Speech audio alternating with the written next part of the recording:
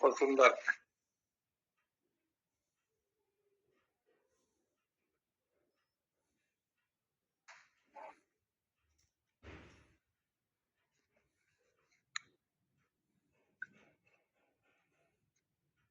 शुरू किया जाए। ओम हरिओम।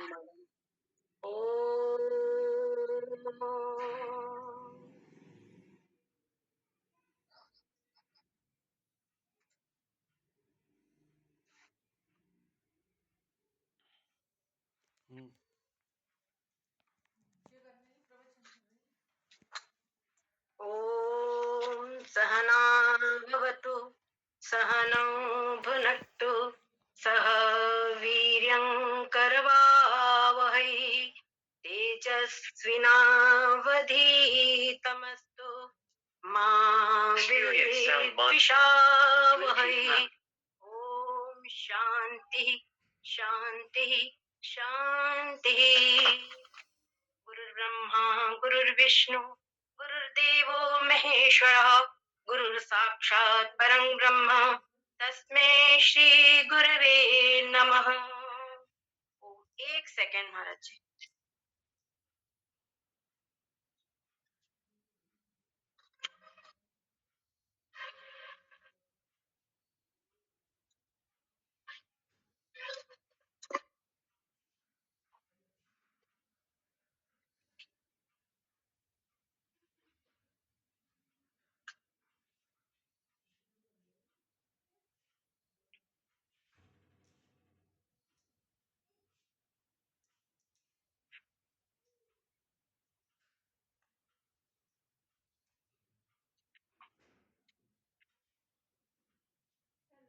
पानी है नहीं उसमें, बोतल मंगवाई।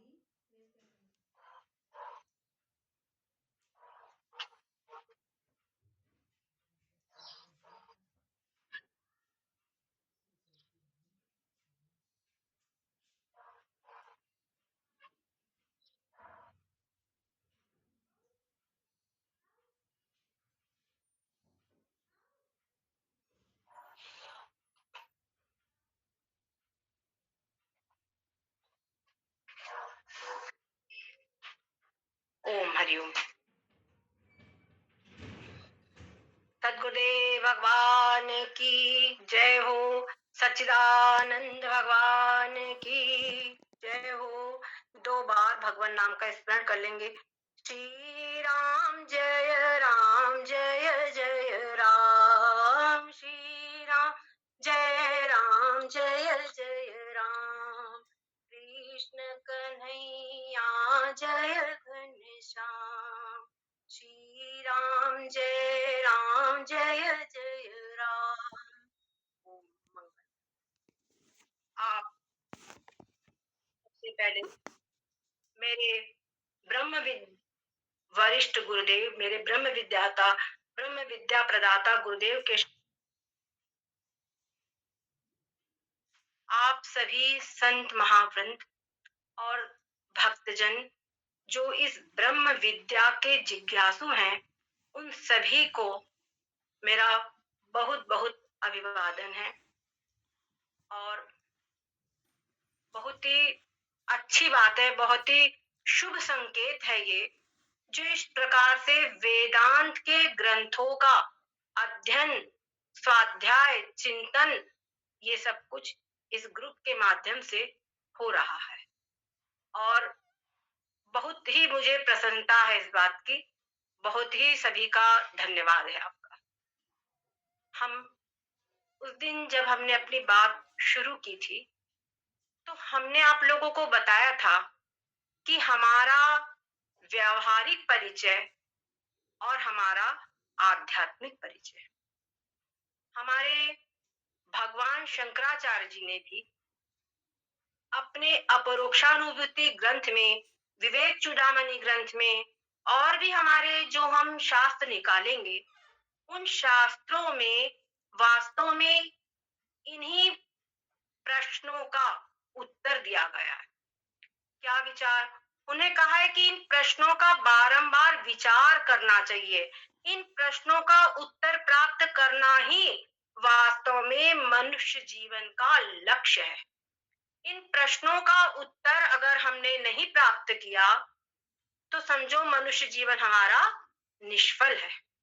तो इसीलिए इस जीवन में जो हमको ये जीवन प्राप्त हुआ है, मानव जीवन, तो हम इस मनुष्य जीवन को इसमें सफल बनाएं। यहाँ कहते हैं, कोहं कथमिदं जातं, को वै कर्तास्य विद्यते, उपादानं किमस्ति यः, विचारः सोऽयमीदृशः। प्रायः लोग सोचते हैं हम तो विचार करते ही रहते हैं और कोई भी मन ऐसा नहीं है जो एक क्षण भी बिना विचार के रह सके। परंतु वहां पर जो विचार किया जाना चाहिए, जो विचार हमारे परमार्थिक कल्याण का हेतु है, वो विचार का उनको पता ही नहीं है। वो विचार क्या है? वो विचार है कोहम, अर्थात मैं कौन हूं। सबसे पहली बात है कि मैं कौन हूं। मैं ये जो शरीर है, हमेशा बचपन से जब जन्म लिया तो इस नाम वाला, इनके अमुक के माता पुत्र, अमुक की पुत्री, आदि आदि हमारा परिचय है। ये मेरा मालिक, ये मेरा मकान है, ये मेरी धन संपत्ति है, ये सब मेरे स्वजन संबंधी है, ये परिवारजन है, ये मेरे शुभचिंतक है, ये मेरे मित्र है, ये मेरे शत्रु है। आदि आदि व्यवहार हो रहे हैं। किसमें हो रहे हैं? इस शरीर में। तो जिसमें ये व्यवहार हो रहे हैं वो शरीर ही मैं हूं या इससे भिन्न कुछ मैं हूं, ये बात हमको समझनी है। तो उसके बाद में दूसरी बात क्या समझनी है? कथमिदं जातं।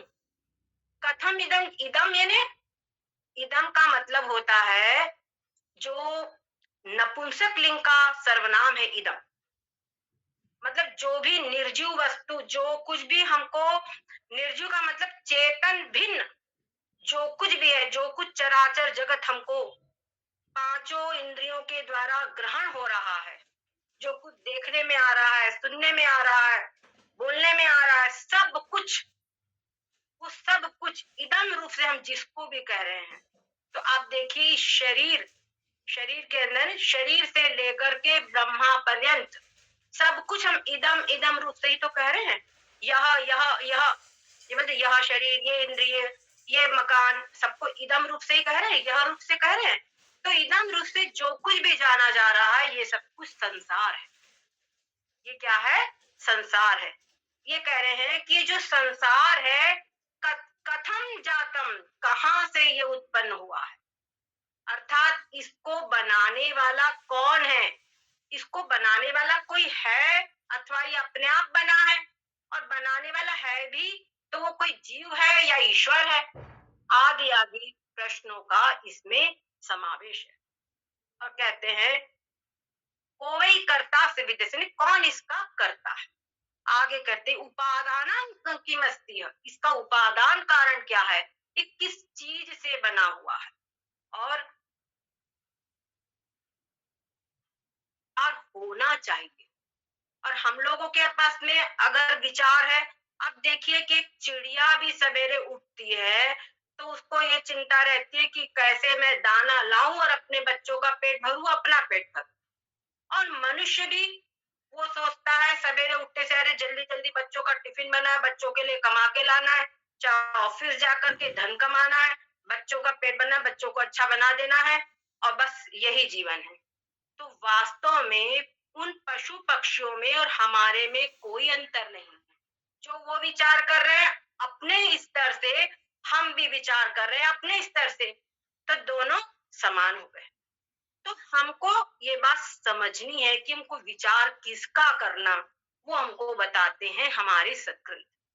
उसके बाद में आगे कहते हैं कि अब इस प्रश्नों का उत्तर, इसके अंतर्गत मैं कौन हूं, इसके विषय में उस दिन हमने आपको भली भांति संकेत किया था, जिसमें निर्णय क्या निकला था कि ये जो संपूर्ण शरीर है, इस संपूर्ण शरीर के भीतर में जो चेतन तत्व है, जो संपूर्ण शरीर का जानने वाला है, जो सच्चिदानंद स्वरूप है, वो चेतन तत्व, शिव स्वरूप, कल्याण स्वरूप, जो सबका साक्षी है, जानने वाला है, वो मैं हूं।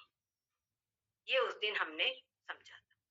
यहाँ पर भी भगवान शंकराचार्य जी ने कहा, नाहं भूत गणो देहो नाहं चाक्ष गणस्तथा।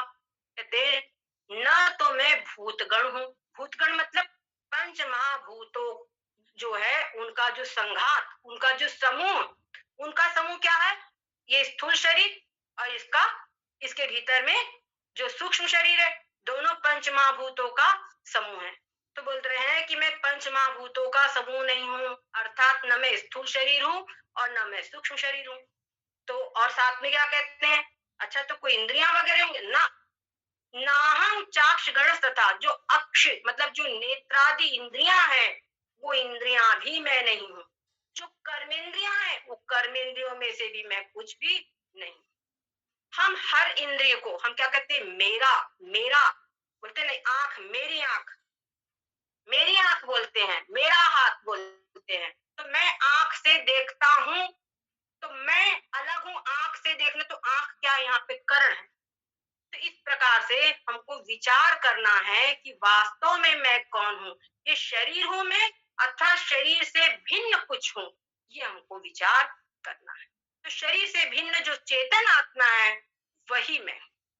उसके बाद में कहते हैं ये इस प्रकार का जो विचार है, यही विचार हमको वास्तव में करना चाहिए। और ये जो संसार है, ये संसार क्या है? ये संसार का एक तो स्वरूप हम अपने अध्ययन करें। तो संसार का जब हम अध्ययन करेंगे तो हम देखेंगे हर चीज परिवर्तनशील है। हर चीज जो हम देख रहे हैं, इनमें से कोई भी ऐसी चीज नहीं है जो कि हमेशा हमेशा बनी रहे। ऐसी कोई भी चीज नहीं, हर चीज नष्ट हो गई। एक ही सूत्र में समझ ले, एवरीथिंग इज अनसर्टेन। ठीक है, अब थोड़ा सा और हम इसको गहराई में देखें ये संसार में। तो ये संसार जो है ये क्या है? स्वार्थ है। हर व्यक्ति बदलने वाला है और हर व्यक्ति जो हम सोचते हैं कि संसार में हमारे हिसाब का हो जाएगा, कुछ नहीं। जो आज मित्र है वो कल शत्रु हो सकता है, जो आज शत्रु है वो कल मित्र हो सकता है। कुछ भी हम नहीं कह सकते। संसार को केवल एक धोखा, यही हम कह सकते हैं। और ये संसार कहाँ से उत्पन्न हुआ है? तो कहते हैं अज्ञानात् प्रभवं सर्वं ज्ञानेन प्रविलीयते। ये जितना भी संसार जो कुछ है ये अज्ञान से उत्पन्न हुआ है। ये अज्ञान से उत्पन्न हुआ है। अच्छा, एक बात और करूं कि जो अज्ञान है वो वास्तव में है क्या? अज्ञान वास्तव में जो माया है वही अज्ञान है। माया का ही दूसरा नाम अज्ञान है। तो ये जो माया है वो परमात्मा की शक्ति है, वो परमात्मा की शक्ति है। उस शक्ति से ही ये संपूर्ण संसार उत्पन्न हुआ है। और वो शक्ति तो जड़ है, उससे क्या उत्पन्न हो सकता है कुछ? तो जड़ से कुछ उत्पन्न नहीं हो सकता। आपके अंदर में शक्ति है, पर उस शक्ति से आप सोचेंगे कि वो शक्ति क्या अपने आप काम कर लेगी, अपने आप भार उठा लेगी, अपने आप कार्य कर देगी? नहीं, आपके अंदर में जब संकल्प होगा तब वो कार्य, तो करने वाले आप कहलाएंगे। तो उसी प्रकार से ये जो संसार है इसको कहते हैं, हमारे जो वेदव्यास जी है उन्होंने कहा जन्माद्यस्यतः, जिस परमात्म तत्व है उस परमात्म तत्व से संपूर्ण संसार की रचना हुई है। और उस परमात्म तत्व का जो अज्ञान भाग है उस अज्ञान से परमात्मा की रचना हुई है। और इस प्रकार से जो परमात्मा का संकल्प है उस संकल्प से ये संसार उत्पन्न हुआ है। और हमको परमात्मा का जो अज्ञान है मुख्य रूप से, उस अज्ञान के कारण ये सारे संसार की प्रतीति होती है। और जब परमात्मा का ज्ञान हो जाए तो उस ज्ञान से संपूर्ण संसार का लय हो जाएगा। ये चीज अभी संक्षेप में है। आगे इसी का हमको कैसे विशेष रूप से समझना है वो आगे हम समझेंगे।